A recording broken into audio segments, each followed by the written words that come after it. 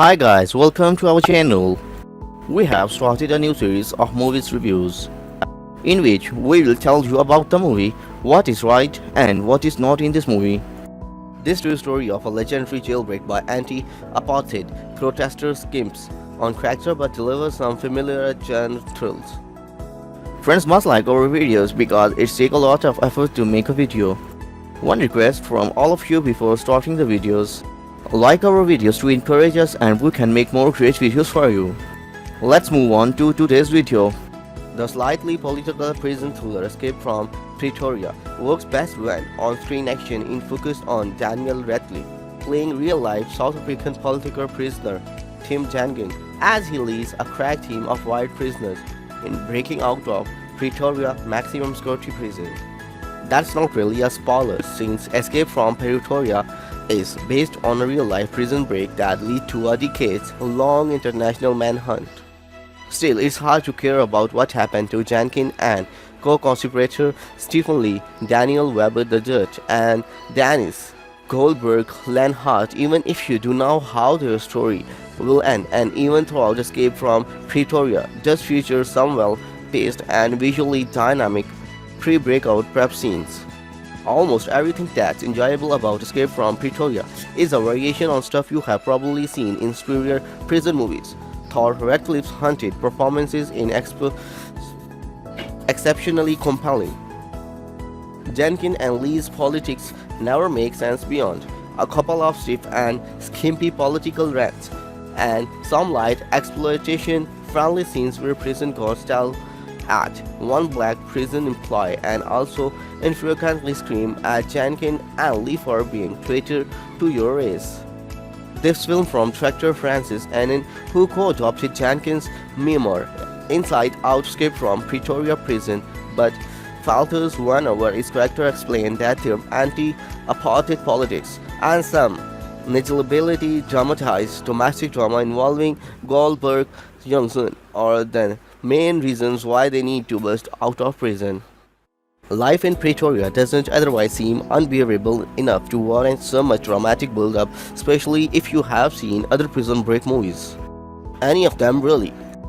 Escape from Pretoria stars in 1975 with an appropriately milk bank. Jankin and Lee are caught by Cape Town police as they distribute anti-apartheid literature with homemade explosives that function like makeshift confetti cannons, only they are spreading propagandistic lectures, not confetti.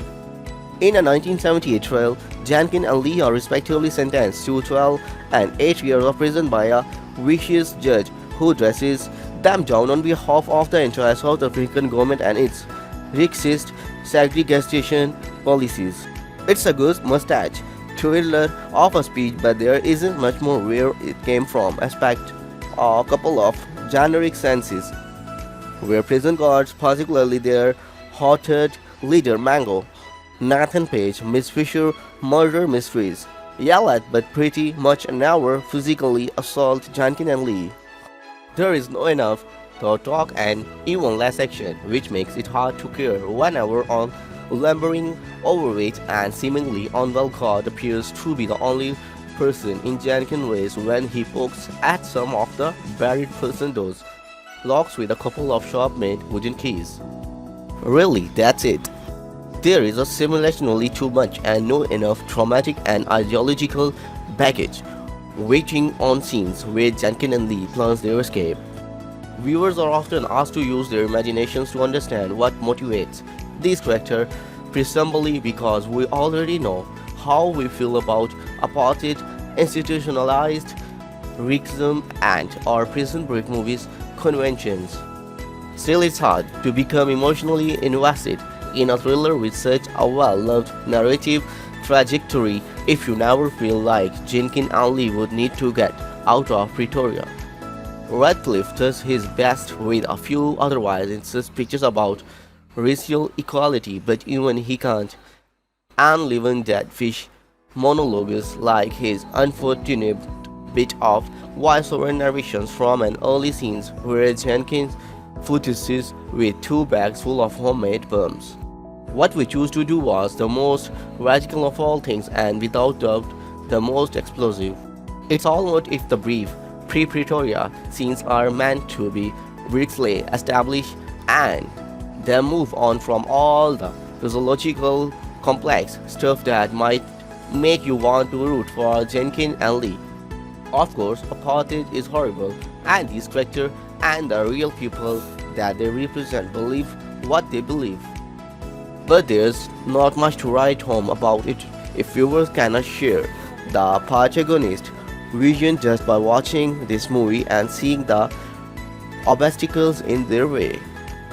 Thankfully, Shanann is a capable director of big-sized meat and potatoes escape prep scenes, especially whenever Radcliffe physically overexerts himself as Jenkins designs and tests the wooden keys that he and his crew use to unlock Pretoria's doors. These well-crafted sequences, shot by director of photography Geography Hal Chopper and edited by Nat Fenton, American Animals, are compelling with while you are watching them, mostly because Radcliffe has become a consistently engaging leading man in his post-Harry Potter roles. His tense, exhaustive body language makes you believe that there's a story behind Jenkins' sweat, stained undershirts, and twitches eyebrows. The rest of Escape from Pretoria lacks that kind of interiority, making it hard to care whenever Radcliffe is off-screen. His die-hard fans and any Prison Break movies buffs might find what they are looking for her, but there's not necessarily enough going down on screen for anyone else. Our goal is to introduce you every Hollywood movie and English TV series. We express your opinion in comments below and let us know how you like our videos. Share our channel and thumbs up on our videos. If you have liked this informative video, then press the below like button and encourage us. Thanks for watching.